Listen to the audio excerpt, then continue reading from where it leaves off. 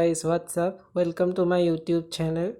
In this video we are talking about lungs, and in my session the topics that will be covered are given here. We will mainly discuss the features of lungs, the lobes of lung, the root of lungs, and finally a little bit about bronchopulmonary segments.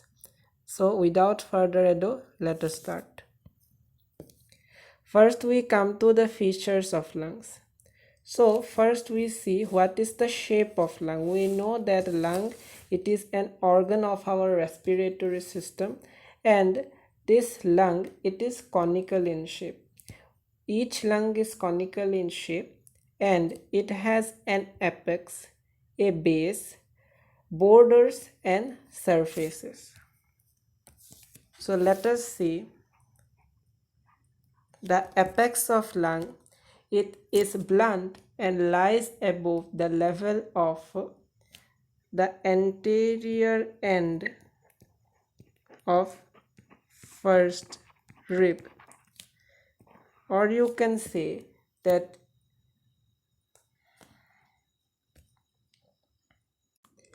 let us come to the features of lungs. First we see that what is the shape of lung. Lung is conical in shape. It has one apex, one base, it has borders and it has surfaces. Let us see them one by one. Okay, so first come to the apex. The apex of lung is blunt. It lies upwards, and if you mention specifically, then it lies 2.5 centimeter above the medial 1/3 of clavicle. Now each lung has one base which is concave in shape and it lies above diaphragm. Then we come to the borders. Each lung has 3 borders and 2 surfaces. Now, in order to demonstrate it in a better way, let us go to a 3-dimensional diagram. Okay, so here you see the 3-dimensional diagram, the 3-dimensional view of each lung. Now, as I have already said that each lung has 3 borders and 2 surfaces. Let us come to the borders. Each lung has one anterior border. You can see the anterior borders of right lung and left lung. Now you can clearly demarcate one difference between the anterior border of right and left lung, that the anterior border of right lung, it is vertical. On the other hand, the anterior border of left lung shows a notch, and this notch is known as cardiac notch. Now let us go to the posterior border. So here you can appreciate the posterior border of left lung and the posterior border of right lung. Okay, so we see that the posterior border, it is for both the lungs ill defined.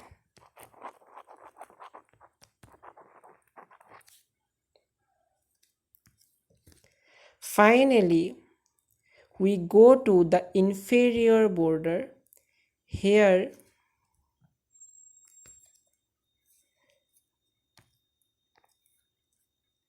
I am highlighting the inferior border of right and the left lung. You can see that this inferior border It is the most prominent border of both the lungs. So in this way we have covered the borders of the lungs. Now we come to the surfaces. As I have already said that each lung has two surfaces. And what are the surfaces? As the name suggests, the two surfaces are the costal and the medial surface. Now you can clearly guess that the costal surface, it is actually the surface which is facing towards the thoracic wall. So the surface, for example, for left lung, this surface, the entire surface that I am highlighting, this is the costal surface. And you see that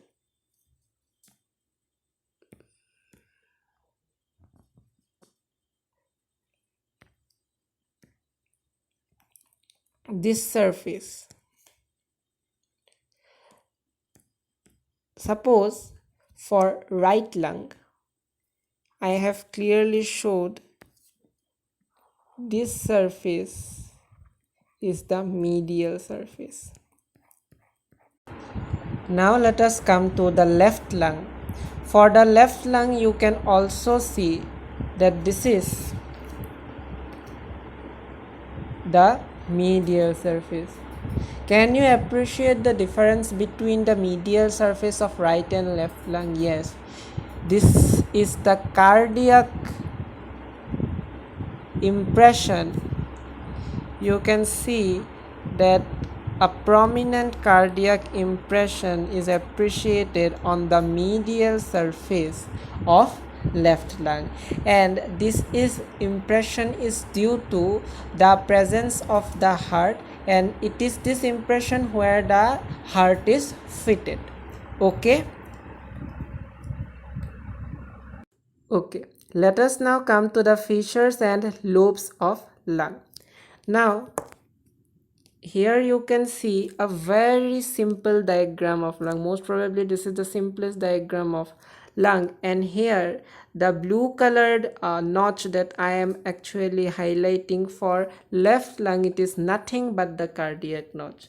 You can easily imagine, as I have already discussed in my 3D visualization, that this is the region where the heart is fitted. So if you consider that this is the heart, then this heart is actually fitted into this cardiac notch and the cardiac impression. Okay, now we are going to discuss the fissures and lobes of lung with this diagram.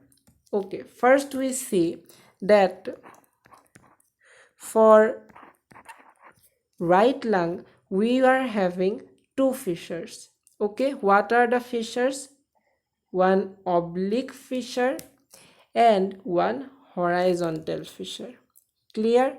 On the other hand, for left lung, we are having only one fissure, and which is the oblique fissure. Now, for right lung, the oblique and the horizontal fissures have divided the lungs into three lobes. What are the lobes? This is the upper lobe, this is the middle lobe, and this is the lower lobe. On the other hand, for the left lung, this oblique fissure has divided it into one upper and the lower lobe. Now move to this diagram. Here it is clearly showing that for the right lung, you are having one upper lobe, one lower lobe, and one middle lobe, which has been divided by one oblique fissure and one horizontal fissure. On the other hand, the left lung is only having one oblique fissure, which is dividing the lung into one upper lobe and one lower lobe. Okay, in context with this diagram, I am also going to highlight one structure that I have forgot to highlight in my 3D visualization. Here you see that there is a word which is called lingula. So what do we mean by lingula? Lingula is nothing, it is just a tongue shaped projection. You see, this is the cardiac notch, and below the cardiac notch there is a tongue shaped projection of the left lung, and this is so prominent that we are giving it a specific name which is called lingula. Okay, now let us come to the root of lungs. So what do we mean by root of lungs? Simply you say that root of lung, it is actually a broad pedicel which connects the medial surface of lung to the mediastinum. How it is formed? It is formed by the structures which passes in and comes out of the lungs. And we know that what are the structures which comes in and out of the lungs? Basically they are the bronchi, they are the bronchial vessels, and they are the pulmonary artery and the pulmonary veins. Yes? Okay. Now we are going to see what are the structures that are present in the root of the lungs. Basically we are observing these structures in antero-posterior or from anterior to posterior direction, and in superior inferior or upper to lower direction. Okay, now you see that for right lung and for left lung. Before going to the theory part, let us go to the diagram. Yes? Okay. So you see here that let us go to this part. Okay, so for antero posterior direction, you can see the arrangement. Initially for right lung it is bronchi, pulmonary artery and pulmonary veins, and for left lung this is bronchus, pulmonary artery and pulmonary veins. Now you can see one difference, that for right lung we are using the term bronchi, means in plural form. So we say that for right lung in the root we are having two bronchus. Yeah, two bronchi. And what are the two bronchi? Eparterial and hip arterial bronchus.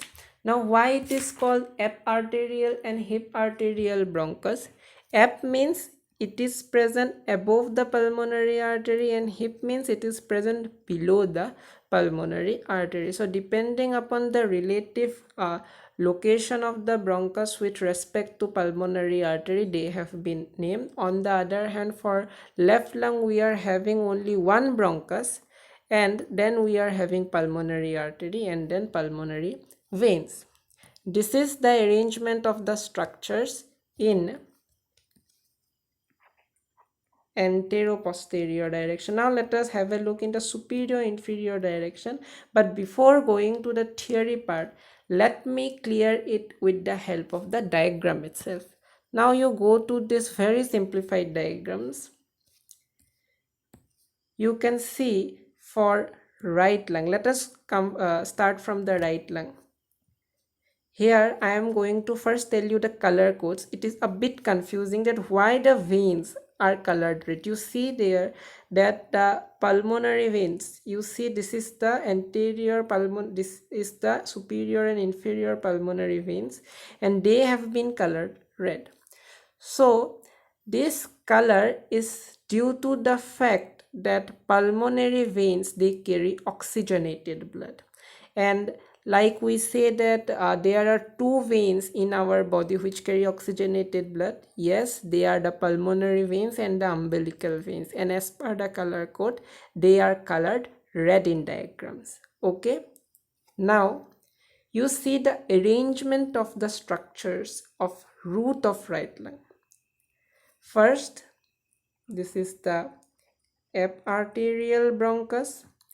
After it there comes pulmonary artery. Again there is a confusion why pulmonary artery is colored blue. The answer is simple. It carries deoxygenated blood. After pulmonary artery, we have hip arterial bronchus. I already say why they are called eparterial and hyparterial. Following this, we are having the pulmonary vein. So this is the arrangement. What is it? Bronchus, artery, bronchus, vein. Yes? Okay. So for right lung, the arrangement is bronchus, artery, bronchus, vein. And for left lung, you remember it is always artery, bronchus, vein. Means initially it will be pulmonary artery, then we have only one bronchus, and then yes, the superior and inferior pulmonary veins. Here I can also show you. This is the pulmonary artery followed by the bronchus, and then we will have the superior and inferior pulmonary veins.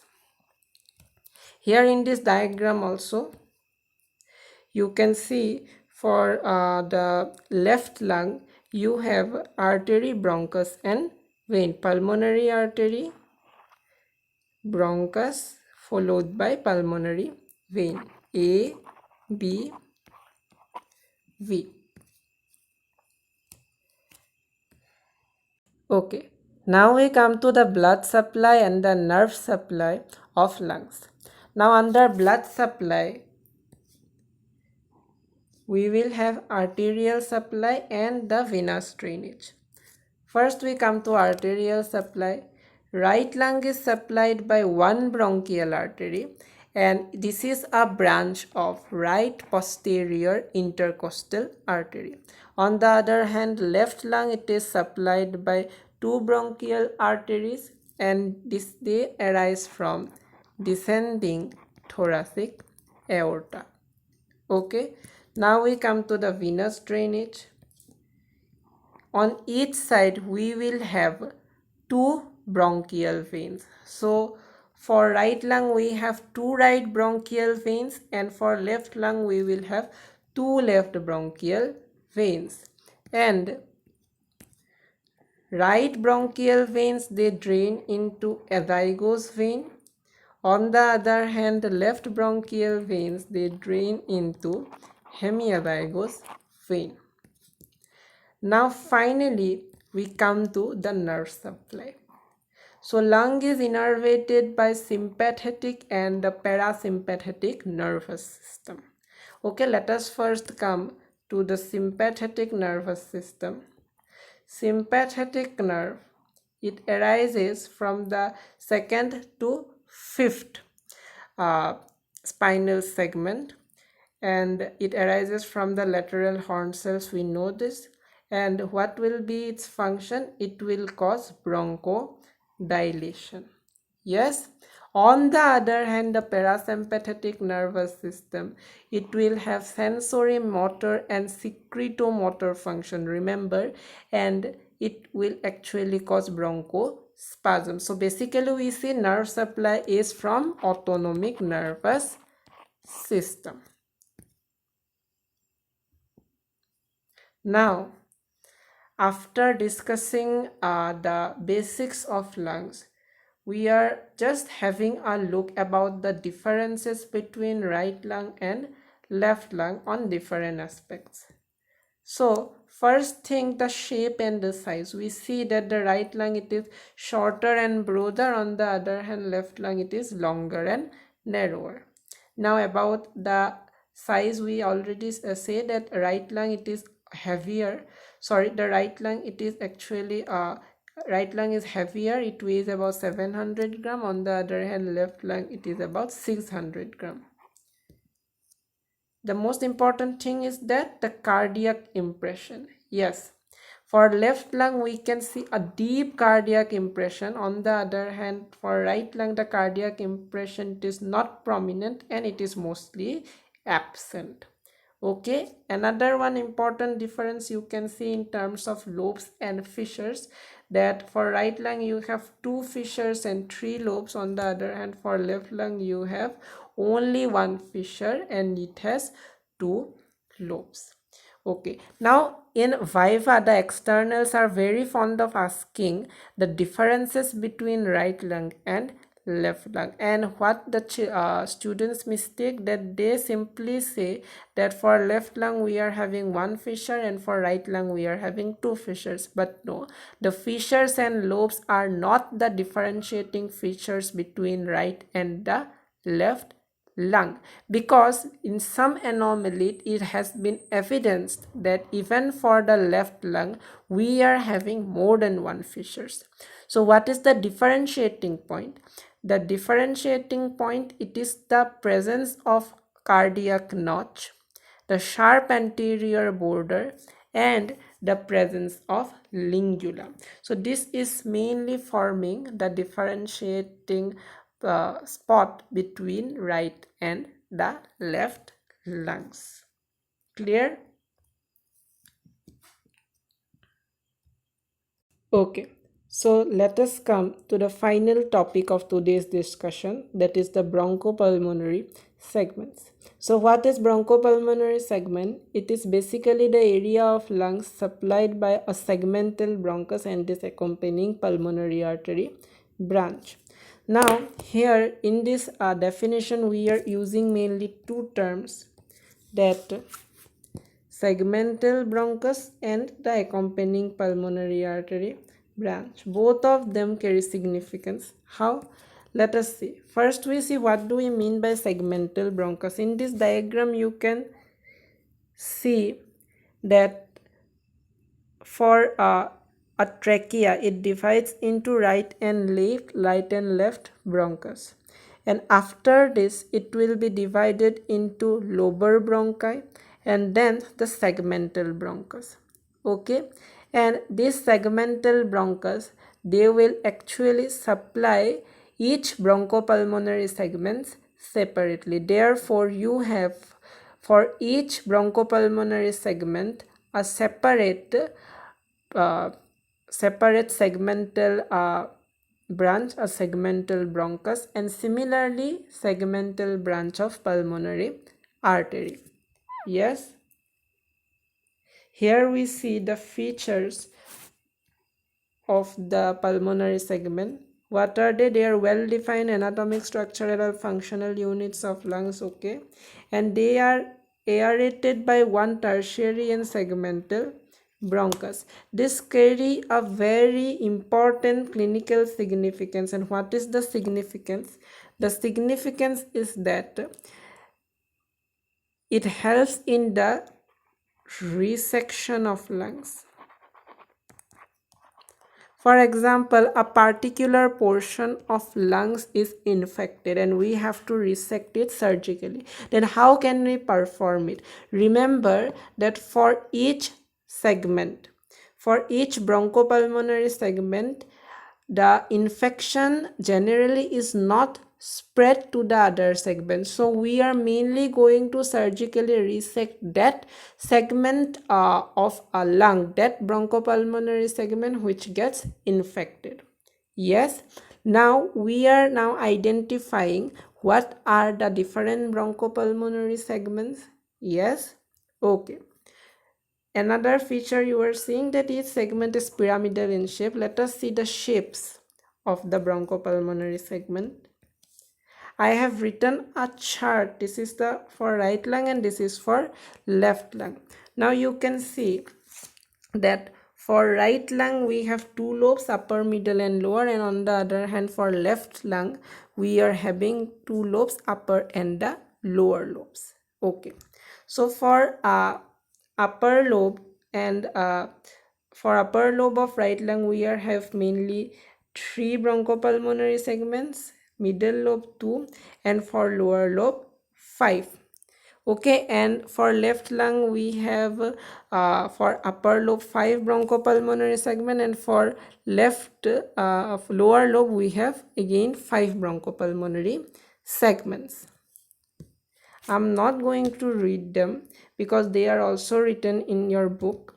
So whatever we can summarize is that for both right and left lung, you are having 10 bronchopulmonary segments in total. Sorry, for right and left lung, you are having 10 bronchopulmonary segments each. Yes? Okay. So in this way, we are going to end our discussion. Whatever we have discussed, let us summarize them. We are mainly covering the fissures of lungs, and in this topic we have discussed the shape, the position, the surfaces, the borders, and specifically focus on cardiac notch, cardiac impression, and lingula. Then we come to the lobes and fissures of lungs. Then we see the arrangement of structures in the root of lungs, and finally we have just briefly described or discussed about bronchopulmonary segment. Remember, I haven't gone deep to the different bronchopulmonary segments because they are already written in your book and you can refer to it. So I have just given you a brief overview of the bronchopulmonary segment and what is the clinical significance. Again, I'm repeating, the clinical significance lies in the surgical resection of lungs. So we have ended our today's discussion, and if you like my work, then please do like, share, and subscribe to my channel. Thank you very much.